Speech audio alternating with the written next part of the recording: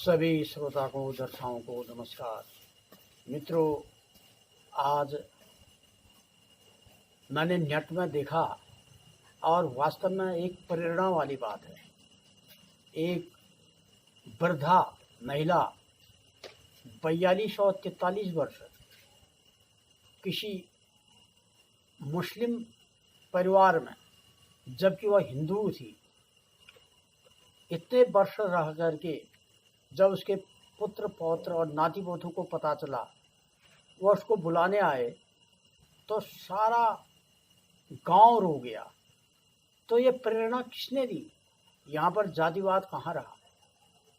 हिंदू महिला वृद्धा और मुस्लिम संप्रदाय में 42 साल लालन पालन होना, और जिसमें उसको विदा किया, सारा गांव रोने लग गया। मैंने देखा कि वहाँ की महिलाएं अस्लाम बालिकम, वो कहती है बालिकम अस्लाम। ये क्या मतलब? कौन है ऐसा प्रेरणा? यहाँ पर हिंदू और मुस्लिम धर्म और इस दया भाव के सामने, इस करुणा के सामने ये धर्म कहाँ आया? धर्म जो है वह दया का रूप है। धर्म दया, या देवी सर्वभूतेषु दया रूपेण संस्थिता नमस्तस्यै नमस्तस्यै नमस्तस्यै नमो नमः। इस दया के सामने कहाँ कौन सा धर्म रहा, कौन सा धर्म विशेष रहा कि मानव मानव के समान है, मानवता।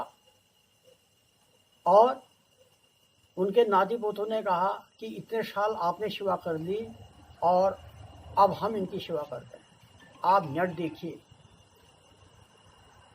तो इसी उदाहरण के रूप में, समस्या पूर्ति के रूप में मैं आपको एक उदाहरण देता हूँ, कथानक। महाराष्ट्र के संत थे स्वामी नरहरदास।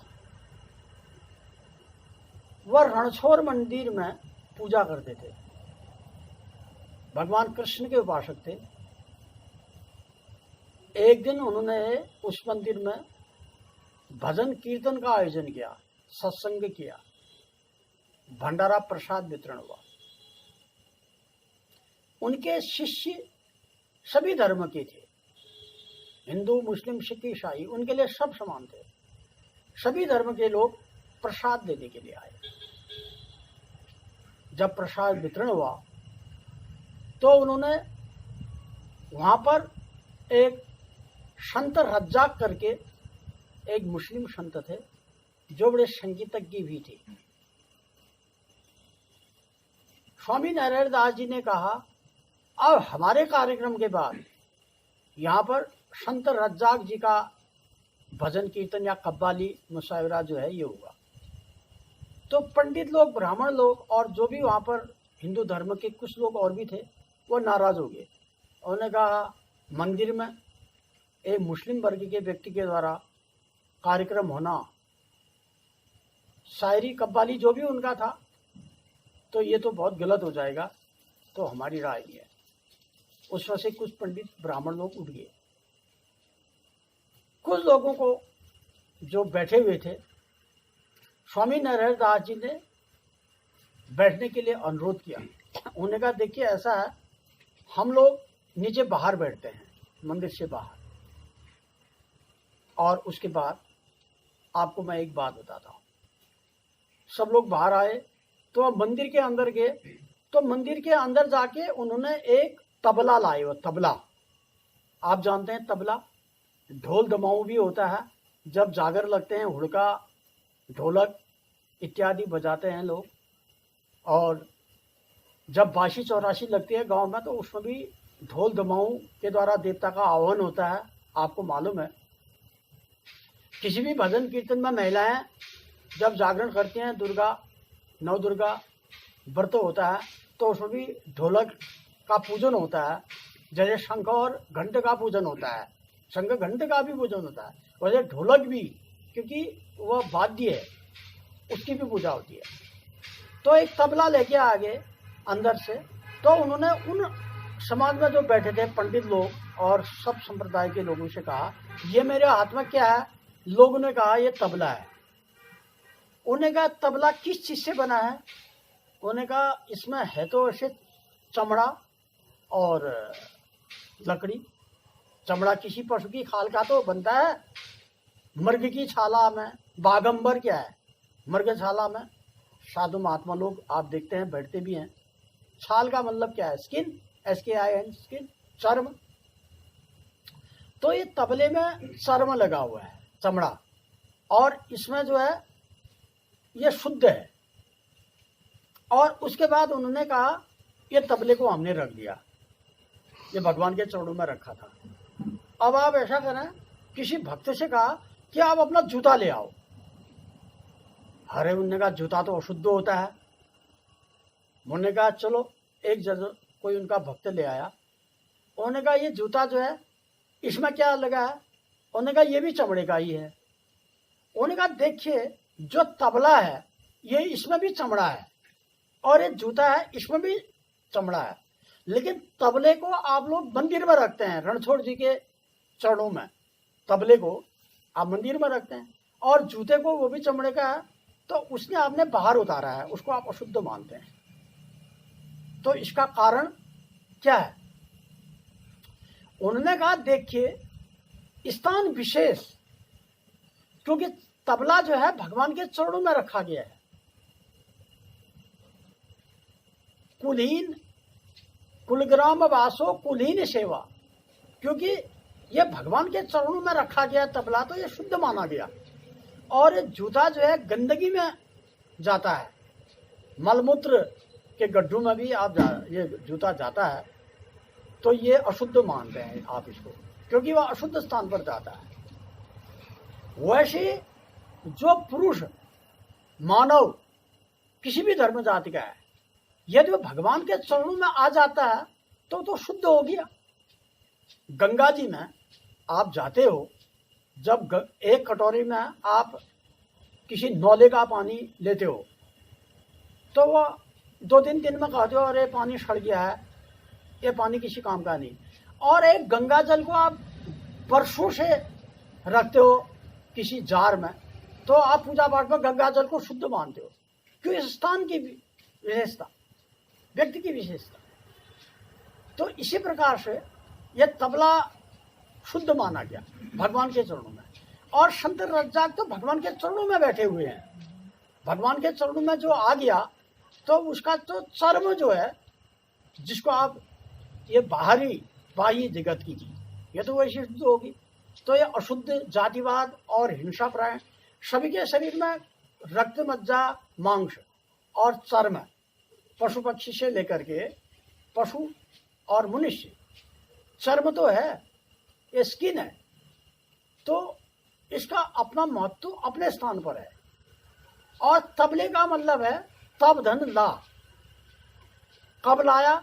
जब शुद्ध कर दिया आपने, जब चमड़े के जूते को खोल करके आपने हाथ धोए, उसके बाद मंदिर में आए, तो आप शुद्ध हो गए।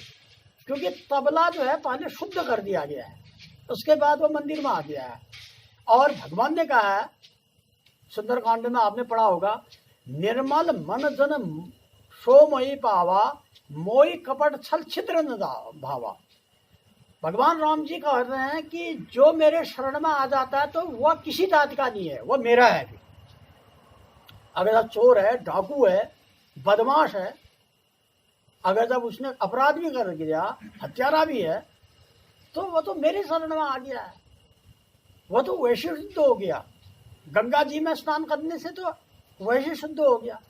और रणछोड़ जी के मंदिर में किसी भी जाति का, चाहे हिंदू हो, मुस्लिम हो, सिख हो, ईसाई हो, बौद्ध हो, पारसी हो, वह तो भगवान के चरणों में आकर के उनके पर्वणों से वैसे शुद्ध हो गया, उसको वैसी एनर्जी मिल गई, उसमें पॉजिटिव एनर्जी।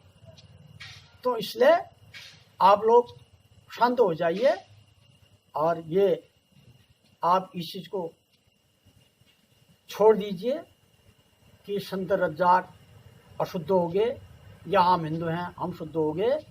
आप भगवान के उसको मानिए।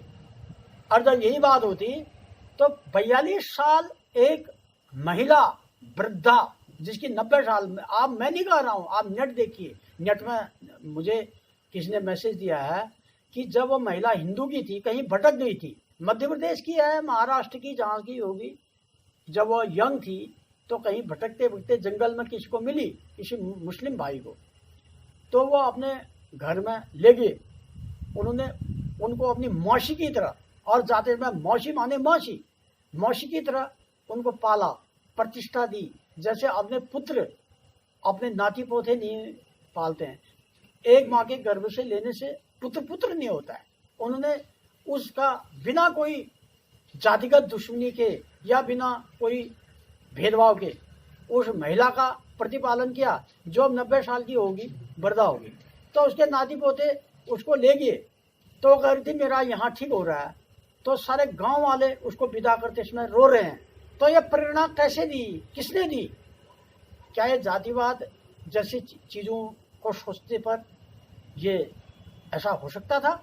हिंदू मुस्लिम का भेदभाव रहने पर ऐसा हो ही नहीं सकता था।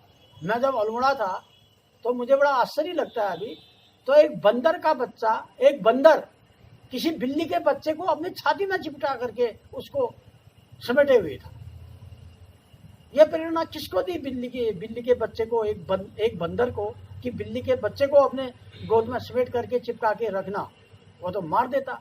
वो प्रेरणा देने वाला भगवान है। तो हमें सोचना है, संत नरहरि दास जी जैसे महान व्यक्तियों से हमें सोचना है। आप कहीं भी भगवान का नाम लें, किसी भी रूप में लें, अगर जब आप शुद्ध हैं गंगा जल की तरह भगवान के चरणों में आकर के, तो आपके ऊपर ये इस तरह की बातें आपके मन में आएगी नहीं। तो सब समानता होकर के लोग विश्व प्रेम, विश्व बंधुत्व, उदार चरित्र सब समान है। मानने को देवता, न मानने को पत्थर। तो भगवान सबका है, किसी भी शब्द के रूप में आप उसको कहें। वह सृष्टि को जो चला रहा है ब्रह्मांड को। तो संत पुरुषों का हमेशा जन सुधारी रहा, जन कल्याणी रहा। इन्हीं शब्दों के साथ मैं अगले एपिसोड के लिए अपनी वाणी को विराम देता हूं। तब तक के लिए धन्यवाद, नमस्कार।